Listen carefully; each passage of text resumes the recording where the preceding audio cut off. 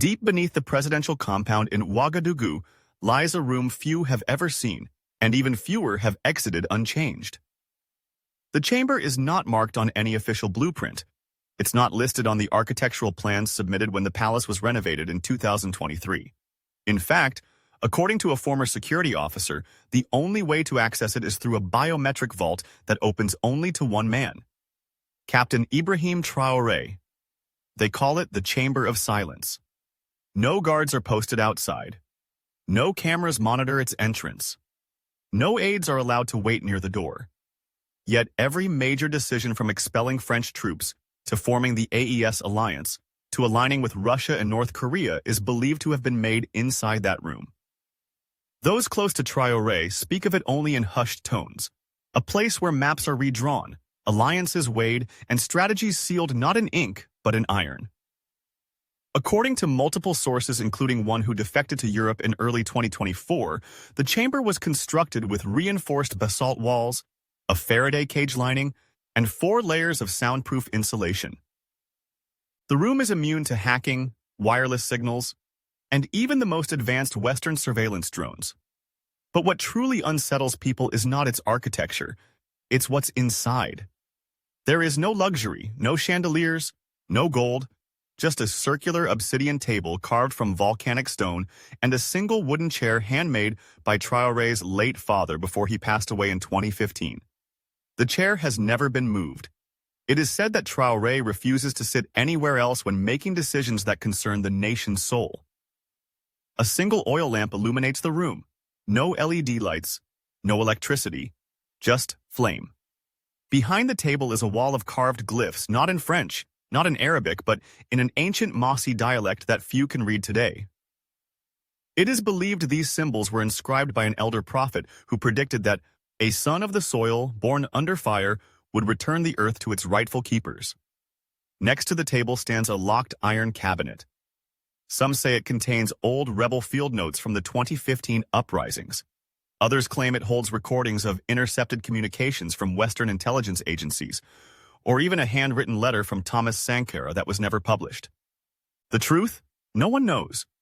But one man, an ex-engineer who helped install the ventilation system before vanishing from public life, told a reporter under anonymity, "There's something else in there, something biological. I don't know if it's a vial, a sample, a sealed scroll written in blood, but every time I walked near that cabinet, the air changed. It was like history was breathing." It's also been confirmed that no phone, not even Traoré's secured satellite unit, is allowed inside. Communication is cut. He enters alone, sometimes for minutes, sometimes for hours. The only thing that ever enters with him? A black leather-bound notebook with no markings. Observers say he writes in it before every press conference. The pages are said to be waterproof, flame-resistant, and coded in a cipher known only to 3 people: Traoré, his head of intelligence, and one unnamed monk from a monastery in the north. And then there's the mirror. Yes, in the chamber, behind the obsidian table, there's a tall, thin mirror framed in red cedar wood. It is not connected to any device. It reflects no sound, no heat signature, and it's been polished so finely that some claim it shows not the present, but the outcome of what you're about to choose. Superstition? Possibly. But in a leaked voice note allegedly recorded by a Russian aide after a diplomatic dinner in 2024, the aide recounts a haunting exchange. He looked at me and said, "Do you know why I make no mistakes?" I laughed. Then he pointed to the mirror and said, "Because I've already seen the future, and I know what not to do." The West has tried everything to gain intel on this room: satellite heat scans, embassy whispers, drone flyovers. But each attempt has failed. One high-ranking French analyst even referred to it as the black hole of African intelligence. And yet, inside that black hole, decisions are made that continue to shake the foundations of global politics. Traoré doesn't need a war room, a supercomputer, or a cabinet of consultants. All he needs is the chamber, the silence, the notebook, and the fire. Because sometimes the most powerful weapon a leader can wield isn't an army. It's clarity. And if what insiders say is true, if the latest visit Traoré made to the chamber was in response to the leaked Western operation codenamed Anvil Star, then the world may soon witness another strategic move no one is prepared for. What will he decide next? No one knows. But one thing is certain. When the chamber door closes, history is rewritten. The 3 rules Traoré follows before entering the chamber. For all the mystery surrounding the Chamber of Silence, what fascinates those closest to power is not just what happens inside, but what must happen before Traoré even steps through its armored doors. According to multiple off-record accounts from former aides, spiritual counselors, and even one Russian diplomat, Captain Ibrahim Traoré adheres to 3 unbreakable rituals every time he prepares to enter the chamber. Rule 1. He must speak to no one for 77 minutes. Before entering, Traoré retreats to a separate soundproof antechamber with no windows. There, he sits alone, disconnected from all human voices, no advisors, no guards, not even his closest confidant, Commandant Salif. Why 77 minutes? Legend says it was the exact time between the moment his father was shot during the rebellion and the moment he took his last breath.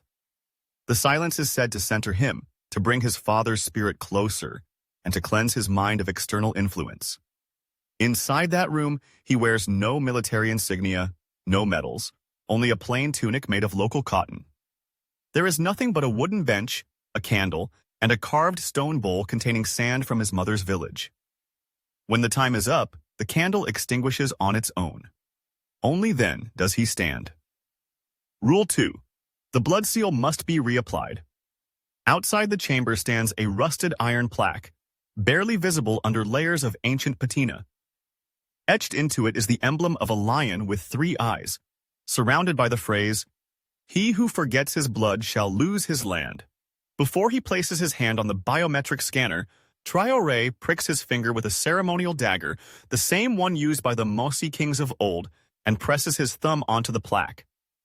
The scanner doesn't just read his fingerprint, it requires living DNA, refreshed each time, as proof that he is still of sound body and that he remains above all else a servant of the land. This ritual is symbolic and deeply binding.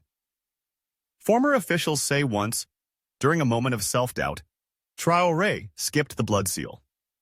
Hours later, he emerged from the chamber without making a decision. Since then, he has never forgotten. Rule 3. He must whisper the name of his son.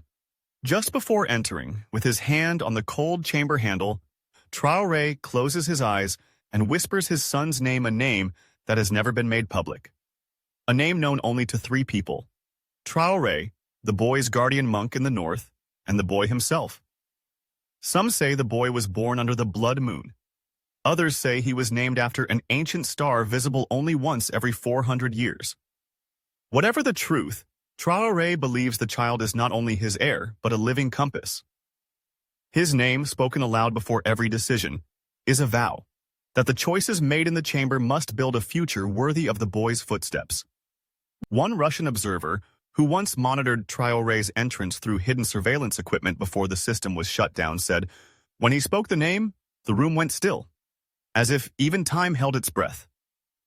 And then, he disappears.